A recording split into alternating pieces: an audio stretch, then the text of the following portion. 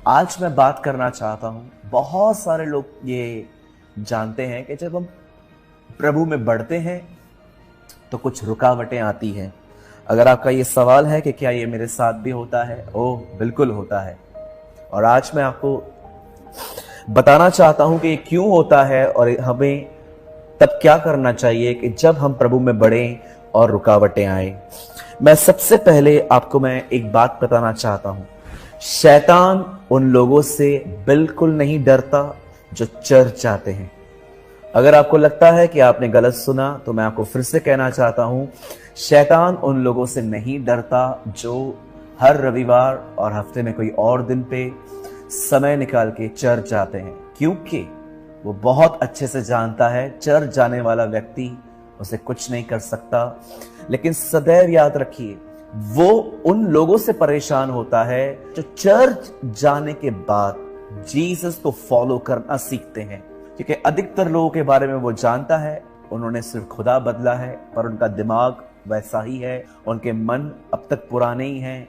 अगर आप मुझे बताइए, अगर एक व्यक्ति जो खुदा में है और आज भी वो मूवीज पे थिएटर में मूवीज देखने जाए, अगर वो स्मोकिंग करे, ड्रिंक करे, गैम्बलिंग करे और आज तक भी वो एक अफेयर में अपनी लाइफ जिए, तो शैतान के लिए वो क्या बन सकता है, क्योंकि वो ऑलरेडी उसके हाथ में है।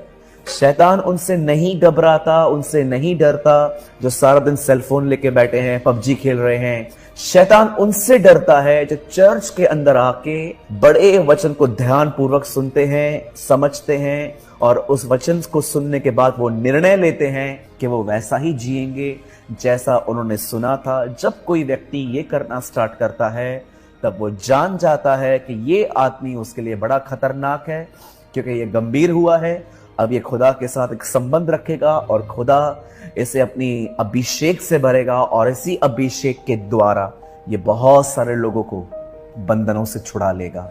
मैं फिर से आपको कहना चाहता हूं, मैं चाहता हूं आप इस बात को अपने अंदर पूरी तरह से स्वीकार कर लीजिए।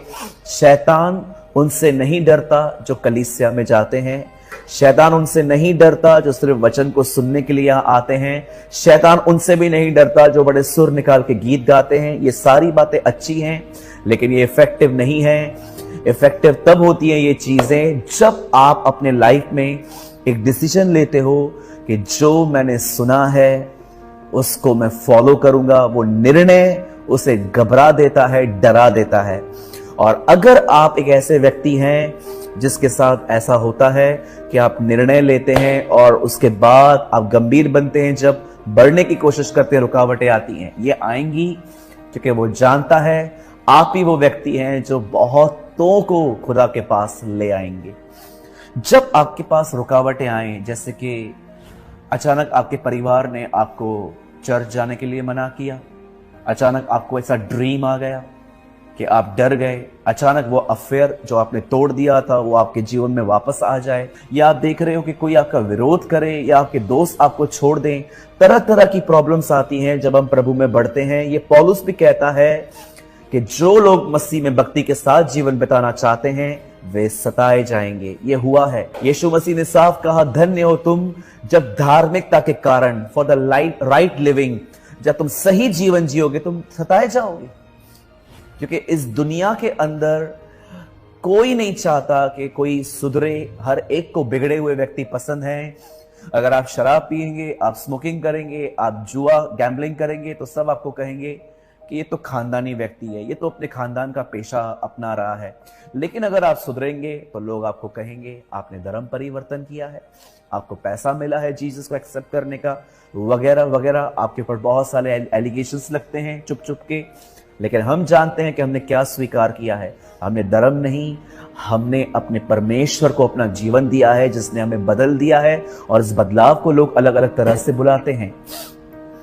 मैं आपको बताना चाहता हूं, जब आप चर्च आते हैं तो आप शैतान को नहीं डरा सकते, लेकिन जब आप चर्च आने के बाद ये निर्णय लेते हैं कि आप यीशु का पीछा करेंगे, आप दुआओं में समय बिताएंगे, वो अलग अलग तरीके से आपको परेशान करने की कोशिश करेगा। वो अपने एजेंट्स को यूज करेगा, वो लोगों को इस्तेमाल करेगा आपको डिस्टर्ब करने के लिए। जैसे उसने अय्यूब की पत्नी को डिस्टर्ब किया, अय्यूब को परेशान करने के लिए उसने पतरस को यूज किया, जीसस को डिस्टर्ब करने के लिए, लेकिन बहुत स्ट्रांग था यीशु। अब मैं आपको बताना चाहता हूं, जब आपके साथ ऐसा हो तो आपको क्या करना चाहिए? सबसे पहले मैं आपके सामने एक वचन रखना चाहता हूं, मरकुस का 10 अध्याय और 48। बहुतों ने उसे डांटा कि वह चुप रहे, पर वह और भी पुकारने लगा कि हे दाऊद की संतान, मुझ पर दया कर। हम यहां पर देख रहे हैं जीसस एक जगह से गुजर रहे थे, यरीहो नगर से, और वहां एक व्यक्ति बैठा हुआ था। वो आदमी भिखारी भी था और अंधा भी था। और जब उसने ये आहट सुनी, आवाज सुना कि यहां से कोई गुजर रहा है, और उसने पूछा होगा किसी से क्या हो रहा है, तब उसे एक मैसेज मिला कि यीशु मसीह नासरी यहां से गुजर रहे हैं। वो कहां ना कहां इस बात को जानता था कि वो मसीह है, वो सब कुछ कर सकता है। और वो उठा और उससे चिल्लाया, हे दाऊद की संतान, मुझ पर दया कर। आप जानते हो जब उसने चिल्लाया तब क्या हुआ? लोगों ने उसे रोका, लोगों ने उसे कहा चुप रहे, शांत रहे। उसकी आवाज उनको इरिटेट कर रही थी, उनकी आवाज उनको अच्छी नहीं लग रही थी। उन्होंने कहा चुप हो जा। आज भी आप प्रभु में बढ़ोगे, लोग आपको कहेंगे ओवर स्पिरिचुअल बन गए हो, ज्यादा आत्मिक बन रहे हो, जब से इस मिनिस्ट्री के अंदर गए हो कुछ ज्यादा ही शांत हो गए हो। कई लोग आपको कहेंगे कि आप ये बन गए हो, वो बन गए हो। आप चुप रहोगे, लोग आपको घमंडी कहेंगे। मुझे आज भी याद है, मैंने एक वर्ड सुना था और मैंने डिसाइड किया था मैं कब बोलूंगा, और इस चीज को बहुतों ने सोच लिया कि मैं घमंडी बन गया हूं। बल्कि मैं घमंडी नहीं था, मैं एक प्राइस पे कर रहा था जो खुदा ने मुझे कही थी। आप प्रभु में बढ़ोगे, लोग आपको रोकेंगे, लोग आपको कहेंगे ओवर स्पिरिचुअल बन गए हो, बहुत इशू करते हो। कई लोग आपको कहेंगे हर हफ्ते जूम मीटिंग अटेंड करने की नीड ही क्या है, बस संडे सुनो, बहुत है। याद रखिए, जब लोगों ने बरतुमाइस के पुत्र को, तिमाई को, उसको रोका, बाइबल बताती है वो और चिल्लाने लगा, वो और पुकारने लगा। मेरे भाइयों, मेरी बहनों, रुकिए मत। याद रखिए, टेस्टिंग आई है, एग्जाम आया है, एग्जाम के बाद प्रमोशन है। घबराइए मत, ये आम बात है।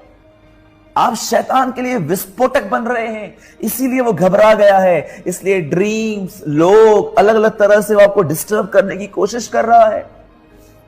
बरतुमाई रुक नहीं गया, उसने उसको और पुकारा। रुकिए मत, खुदा को पुकारिए कि प्रभु मुझे ताकत दे कि मैं लोगों के ताने, उनकी अब्यूज्ड लैंग्वेज, और मैं बहुत कुछ सह पाऊं, और खुदा आपको फजल देगा। आप जानते हो उसके बाद क्या हुआ? पुकार प्रभु यीशु तक पहुंच ही गई, और यीशु ने कहा उसे बुलाओ। वही लोग जिन्होंने उसे कहा शांत रहे, अब वही लोग उसको कहते हैं चल, वो तुझे बुला रहा है।